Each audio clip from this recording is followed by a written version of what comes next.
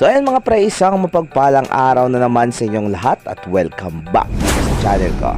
So ayan, nandito tayo sa breeding area ng ating mga gapis at nandyan yung kaibigan natin.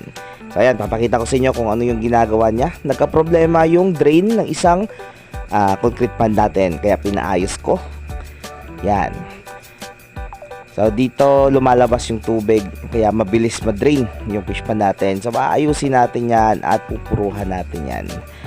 So sinama ko yung kaibigan natin, si Ramson Pastrana. So yan, hindi yun yung pinaka main purpose natin na pag-uwi. Dahil nakita ko napakarami ng fry ng ating PQBM. Ayan, papakita ko sa inyo. So tingnan nyo.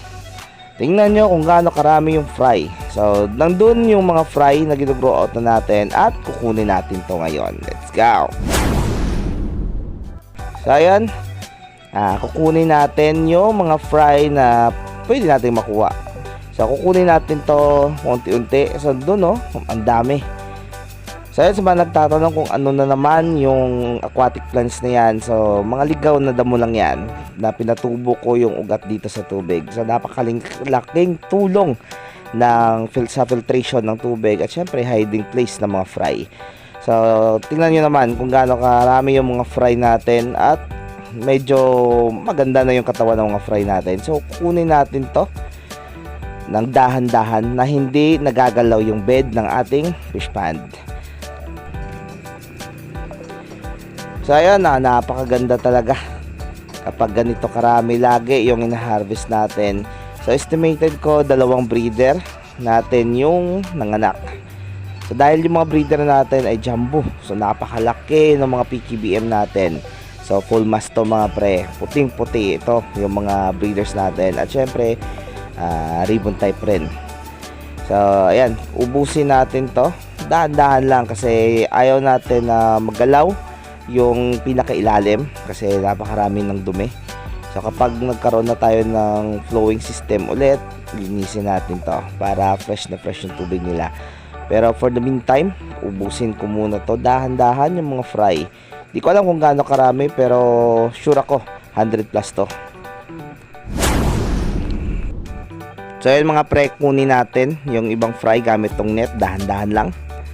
Dahil napakahirap na kunin nila dahil medyo malaki na nga at mabilis na silang lumalangoy.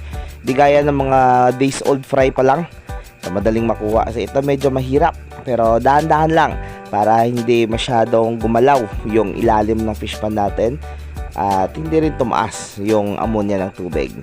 So ubusin natin to mga pre, update ko kayo mamaya.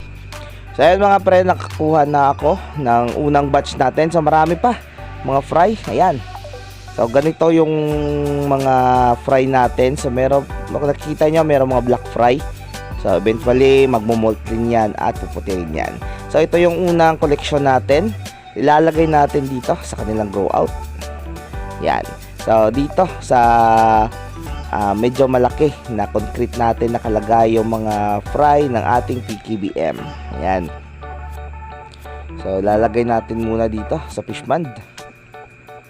So yun, meron ng isang nauna. Excited na siya. So napakahirap. So kunin muna natin to. Ayan. So dyan muna sila at acclimate muna natin. So kunin muna natin to para makita nyo. Yan. So nakalagay na ako dito ng almost nasa siguro approaching to 100 pieces na rin. So acclimation muna mga pre, mga 5 to 10 minutes lang para at least di sila manibago sa temperatura ng tubig. Let's go. So ayun mga pre, acclimation time's up. So bibilangin natin. Let's go.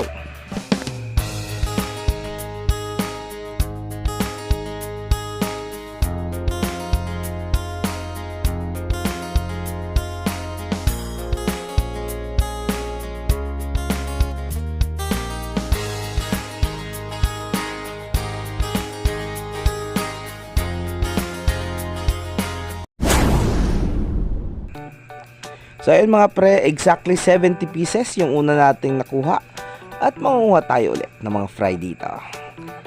So ewan ko kung mauubos ko to lahat kasi yung iba nasa ilalim, hindi sila lumalangoy sa itaas. Pero ito, gagamitan natin to ng may huwagang fishnet natin. Ayan.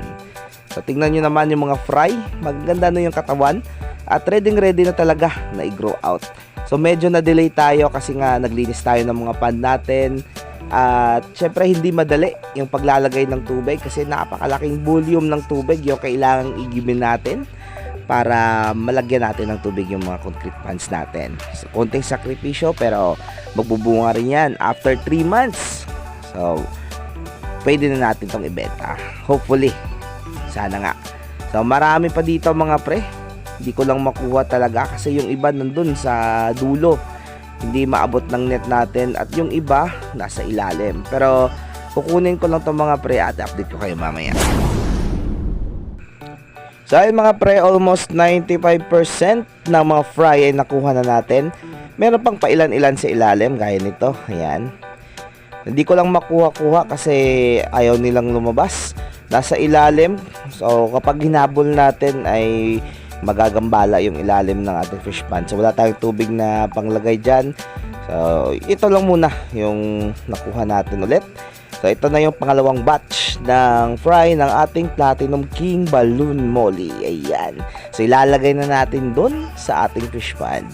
So excited na ako. So nakikita ko sa build ng mga fry natin siguro nasa 70 or 80% talaga. Magaganda yung katawan nila. So kitang kita naman. So ayun mga pre, habang nag-acclimate tayo. So, ito, yung pan na to ay pansamantala. Nilagyan ko muna ng mga fry ng ating Gold Dust Balloon Molly. Ayan, kung nakikita nyo, marami tayong mga fry dito at litaw na yung kanilang katawan. So, balloon na talaga. So, siguro nasa 200 pieces yung mga fry na nandito na inailagay ko. So, pag meron na tayong water system ulit, linisin natin to at isa-sizing natin to. Magsiselect tayo ng short body sa long body at mag-umpisa na tayo mag-grow out. So marami tayo dito paglalagyan. So yung plano ko mga pre, ito, linisin natin to, yung assorted mollies natin. Yan. Kukunin natin yan lahat ng mga assorted mollies at ilalagay dito. Yan. Dito natin sila i-confine. At ito, yung PKBM natin na mga kal, ilalagay natin dito para maibenta natin sa market. Yon, dito ko sila pinapalaki at binibenta sa pet shop. So dito naman lalagyan natin yan ng grow out ng Gold Dust Balloon Molly natin. Dito natin lalagay yung mga selection at siguro dun ko ilalagay yung mga huling fry ng ating PKBM kasi dito grow out na yan. So magsiselect tayo for grow out siguro mga after 1 month. So dito naman itatransfer ko yung laman nito, mga breeder ng ating Gold Dust Balloon Molly. Itatransfer natin dyan at linisin natin to para paglagyan ng mga fry ng ating Gold Dust Balloon Molly. Ayan. So ayun mga pre, acclimation times up. So bibilangin natin ulit. Let's go.